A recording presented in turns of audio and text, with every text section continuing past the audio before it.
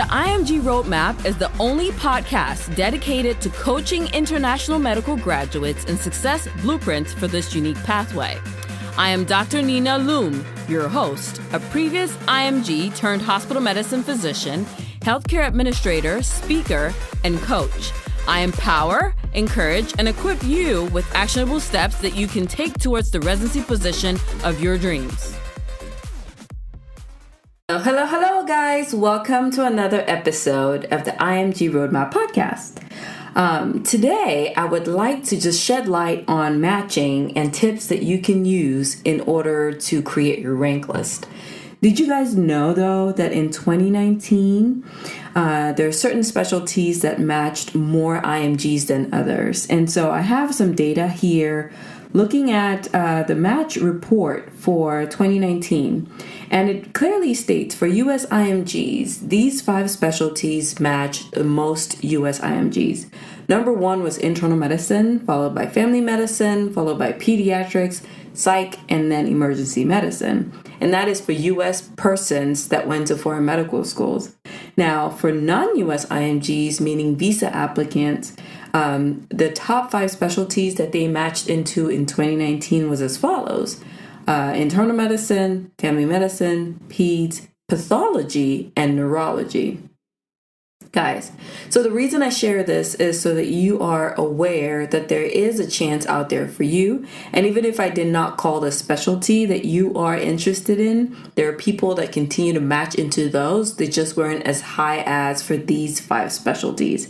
I find it pretty interesting, though, that, pathology and neurology matched more non-US IMGs compared to US IMGs. That's pretty interesting. So whoever is applying out there to pathology and neurology this year, I think that this is good news for you. This is the statistics are working in your favor here. All right, so let me tell you my match story, because today's episode, I will focus on 5 tips for creating your rank order list, okay? But let me tell you my own match story. So in 2011, I only got 2 interview invitations. Like I said, 2 lonely, sad interview invitations, guys. I was freaking out. I thought there was just no way I would match with only 2 interviews. Well, one of them was at a program in Michigan, and the other one was at a program in Kentucky. So the Michigan program, I just remember my interview. It was just so cold. The residents were friendly, but it was just in a dry, generic manner. The faculty barely interacted with me on that day. Like, I don't even remember talking to the program director. Like, I do not recall any such conversations. My perception was that they just didn't even recognize me there. I felt like I was not even there. You know, when you go to an interview and there's no acknowledgement of your presence, and they interviewed about 7 of us on the same day. So it was just a lot of competition going on. And the residents tried to be nice, but there was no rapport. Okay, let's just put it that way. Now, my second interview was in Kentucky, and I remember so clearly. Everyone was very friendly. The residents were welcoming. The chief resident in particular seemed genuinely happy and interested in me as an individual. That stood out to me. I remember him asking me poignant questions. He made me feel at ease during the interview. And the program coordinator, like, everybody was just so kind. The interaction with the program director was particularly remarkable. Like, our conversation was deep. We talked about women in medicine. We talked about women in family medicine and obstetrics particularly. I actually remember our interview and the points that we talked about. I remember congratulating her on some accolades that she had received from the American Association of Family Physicians, and particularly in the world of family medicine OB. She had done training in both specialties. And I remember asking her questions, and her responses kind of, she bounced back those questions to me. It felt like a true conversation. So, when I left that interview, I felt like, honestly, based on my interaction, this is where I want to be. I want to be in a place where people want me, for one. And then second, a place where I know that I can communicate with my supervisors and my faculty, and that they're genuinely interested in training me and that I want to train there. Now, this is before even the academic strength of the program. It was a 2-in-1 program, meaning that we spent half of our time at University Center, and then the other majority of our clinic was in the community center. So this is the rural training track of the University of Kentucky Family Medicine. So, I really enjoyed not only the academic portion, because I had learned about what they had to offer on the internet before going, but then getting there and meeting people, and there was that likability factor. Likability factor is such a big thing, and it has to be a two-way street for you to like the program and for the program to like you. So I felt like we clicked on the likability factor, and this is something that I teach extensively when I do my online training e-course for IMGs, which is once a year program where I teach IMGs things that I've learned the hard way as to how to stand out and how to make yourself more attractive to programs so you can get invited for interview. So you can find more about that on imgroadmap.com. But yeah, really, I felt like at this program, there was the likability factor there. So, well, you know how that goes. I left the interview day. I compared that to my feelings when I left the Michigan program, and I could tell something was different here. Well, post-interview season came along. I sent out thank you notes to the programs. And honestly, as expected, all I heard from Michigan was like crickets. I mean, nobody responded. Nobody said, hey, thanks for coming.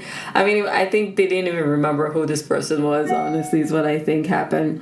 So I sent the same email to Kentucky. And guess what? They did respond. Everybody responded. The program coordinator, the chief resident. I don't remember the program director responding, but I felt like, okay, I got feedback, and maybe the feelings are mutual, right? This is the worst part of interviewing, is you just don't know if they're into you. It's almost like a dating relationship, right? Like you're not sure if they really like you or not. But anyhow, compared to what I heard from Michigan, I felt like Kentucky, was somewhat interested in me and allowing me make their rank list. So, well, you know how that goes. Then it's, silence for a few weeks and nothing else. Towards this period in February, I sent out another email like, I've created my rank list, which again, guys, this was 2 programs on the rank list. Okay, so it wasn't that, anyhow, you know what I'm saying.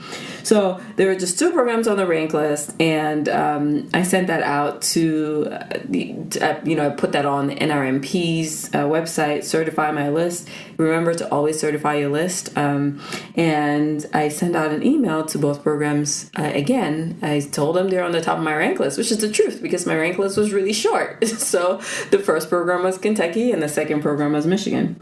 But anyhow, I just wanted to shed light on this story because honestly, you can have 2 interviews and still match. Okay. You're listening to somebody that had those chances and those odds. Yes, the longer your rank list, the higher your chance of matching, but the short rank list does not mean that you will not match. So I really want to just point that out and give you something to hold on to reduce your anxiety as you wait and you hope for match day. But now, on to the meat of this episode. 5 tips for creating your rank list. So just a few things I want to point out. The deadline for 2020 to be registered and done and ready for the National Residency Match Program, the NRMP, is February 26th. So you want to make sure you have your rank list done, certified by that date, okay? But here are my 5 tips for creating your match rank list. The first thing, I'm using a lot of evidence from the NRMP themselves because, the best way to know about anything is to talk to the owner of it. So the NRMP really has on their website tons of resources about how the match algorithm works. If you have not listened to this, I caution you to head over there right now, well, right after this episode, and watch how the match algorithm works. Because if you don't understand how the algorithm works, you could very well misunderstand the whole process and miss out on your chances of matching. So, according to the NRMP, they recommend that you should rank according to the preference, according to your true preference and not where you think you will match, okay? This is their number 1 point, and that's what they say every student should should use to create a rank list. Now, my only caveat with this statement is if I have a longer list, I will definitely rank according to my preference.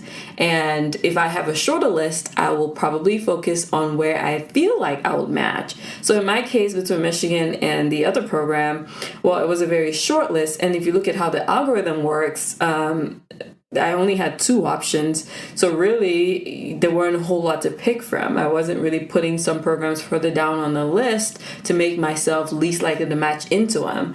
But if you have a longer list, I recommend that you follow this NRMP advice. If you have a shorter list, I don't know that it really matters as much. If I have a short list, again, this 2020, what I would do is I would rank according to where I think I'll match, okay? So my next point, which again I pulled up from the NRMP, is to rank programs you want to train in because you like them.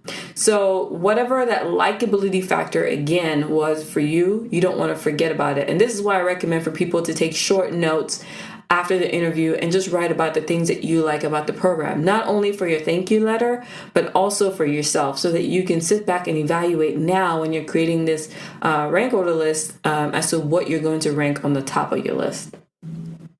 The third thing, which doesn't sound like rocket science, but it's so important, is do not rank places that you did not interview at.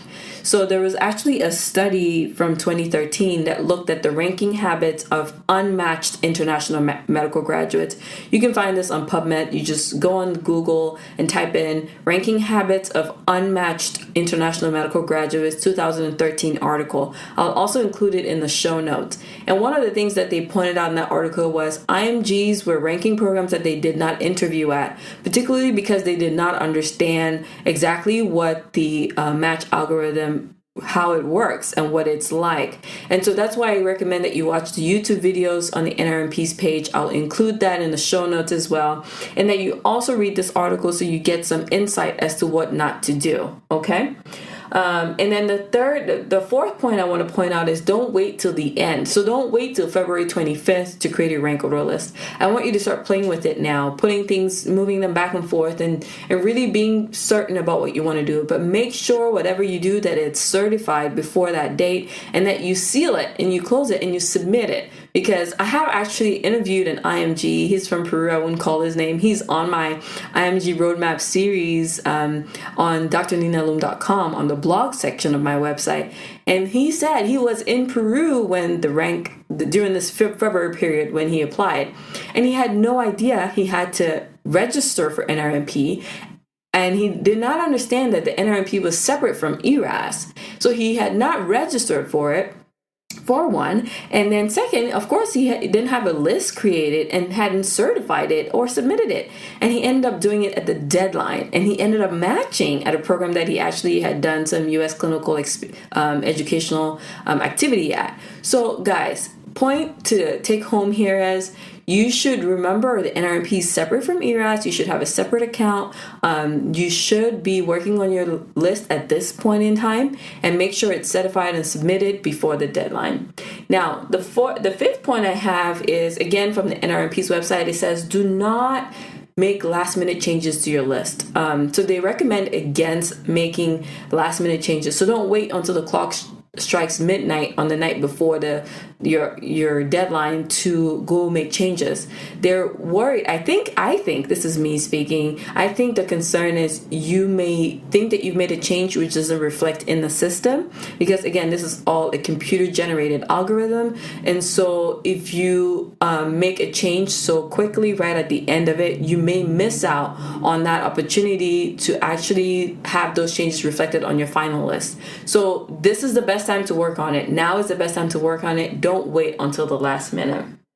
Now, those are my 5 tips for creating your rank order list, guys. And I'll just add this on there for IMG specifically.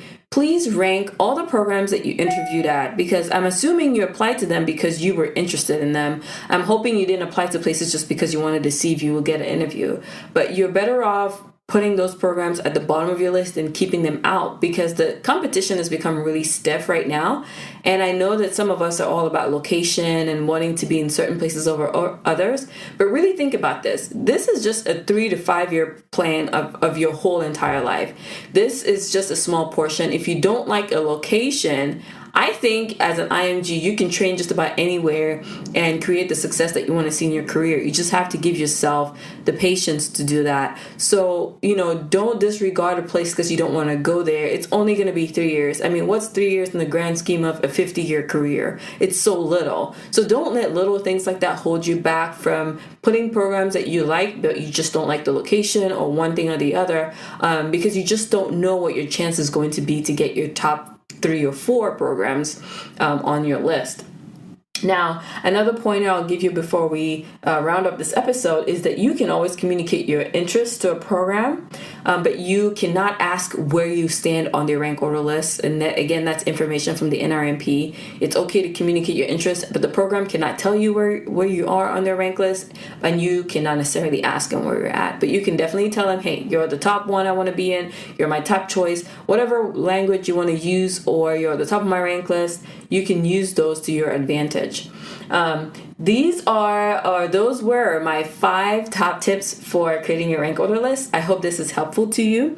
And for those of you interested, or those of you applying in the future who want to be a part of learning more tips and tricks, please visit drninaloom.com. I have tons of information on there regarding how other IMGs have achieved the goal of matching into U.S. residency in various specialties, and I hope that information is helpful to you. You can subscribe at drninaloom.com for weekly updates on the podcast and also on the blog. Thank you guys for listening, and I hope to see you next time.